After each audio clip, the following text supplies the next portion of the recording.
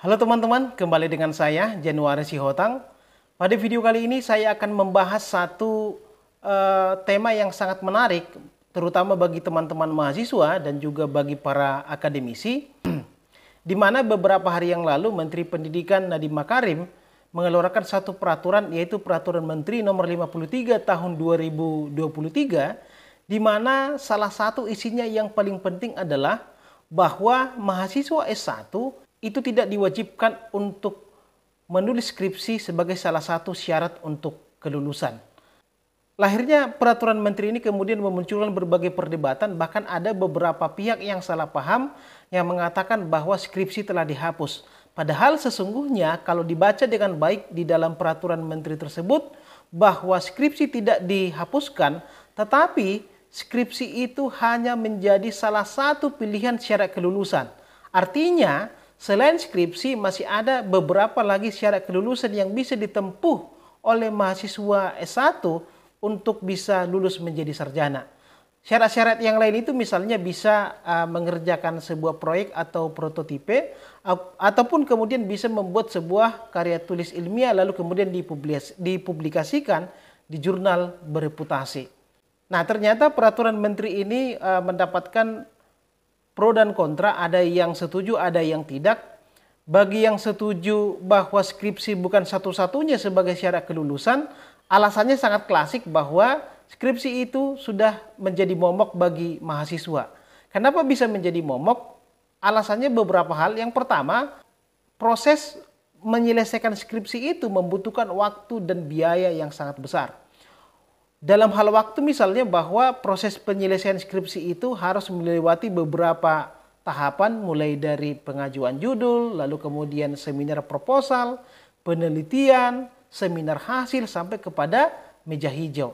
Yang tentu juga proses yang panjang ini membutuhkan biaya, baik itu di dalam proses penelitian, kemudian pencetakan, memperbanyak, dan juga ketika akan melakukan yang namanya meja hijau, di mana ada biaya-biaya yang harus dikeluarkan oleh mahasiswa ke sana.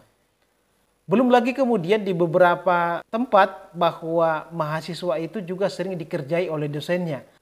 Banyak dosen yang kemudian memanfaatkan mahasiswa yang sedang melakukan penulisan skripsi demi untuk kepentingan si dosen yang bersangkutan.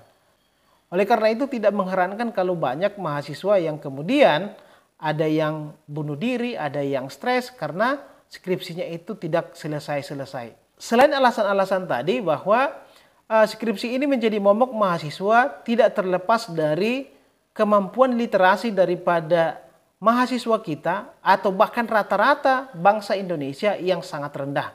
Jadi ketika mahasiswa itu memiliki gagasan, memiliki ide, memiliki konsep, tetapi sangat banyak diantaranya yang tidak bisa menuangkan itu ke dalam tulisan.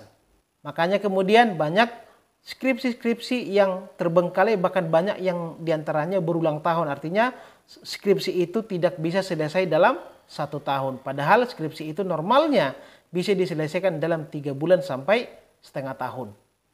Nah, pertanyaannya kemudian, apakah pilihan-pilihan syarat kelulusan yang lain di luar skripsi itu jauh lebih mudah daripada skripsi? Itulah yang akan saya elaborasi di dalam video ini, bahwa ternyata menurut analisis saya, pilihan-pilihan lain baik itu membuat prototipe ataupun mempublikasikan karya ilmiah itu sama sulitnya dengan skripsi. Kenapa saya katakan demikian? Alasan yang pertama adalah bahwa pilihan-pilihan itu, baik itu skripsi, prototipe maupun publikasi karya ilmiah, tidak terlepas dari kemampuan menulis yang harus dimiliki mahasiswa. Tadi banyak mahasiswa yang takut menulis skripsi karena tidak mampu atau tidak memiliki kemampuan literasi yang baik. Padahal ketika misalnya mahasiswa membuat prototipe, laporannya itu juga kan dalam bentuk karya tulis. Tidak mungkin misalnya ada mahasiswa teknik yang membuat salah satu alat penemuan baru, lalu kemudian barang itu saja yang diserahkan kepada dosen pembimbing ataupun kepada kampus, tetapi harus diikuti dengan laporan-laporan tertulis yang menjelaskan bagaimana produk itu. Demikian juga misalnya ketika pilihannya adalah mempublikasikan karya ilmiah. Namanya juga karya ilmiah berarti ada proses penulisan di sana, ada proses penelitian di sana. Bahkan langkahnya lebih panjang karena harus mempublikasikan di jurnal yang bereputasi. Padahal kita tahu saat ini saja antrian dan biaya untuk dimasukkan di jurnal bereputasi itu juga sudah sangat susah.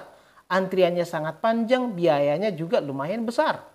Apalagi misalnya kalau mahasiswa juga ikut serta di dalam mempublikasikan tulisannya di jurnal bereputasi.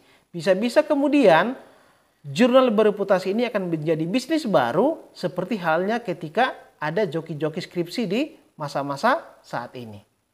Nah, makanya kemudian teman-teman mahasiswa yang mendengar berita ini jangan senang dulu ya. Karena bukan berarti pilihan di luar skripsi itu jauh lebih mudah daripada skripsi. Nah, kemudian yang kedua, bahwa pilihan-pilihan lain itu sesungguhnya tidak bisa dilakukan di semua program studi ya. Misalnya pembuatan prototipe itu kan sesungguhnya hanya cocok untuk prodi-prodi yang terkait seperti teknik, lalu kemudian pertanian dan lain-lain. Untuk mahasiswa hukum misalnya, pembuatan prototipe itu tidak terlalu tepat. Makanya kemudian karena channel saya ini lebih fokus kepada edukasi mahasiswa Fakultas Hukum. Pilihan untuk mahasiswa Fakultas Hukum sesungguhnya itu hanya ada dua ya. Kalau tidak mengerjakan skripsi, berarti juga mempublikasikan karya ilmiah. Oke, saya rasa demikian video saya kali ini. Semoga video ini bisa memberikan pencerahan kepada teman-teman semua. Terima kasih.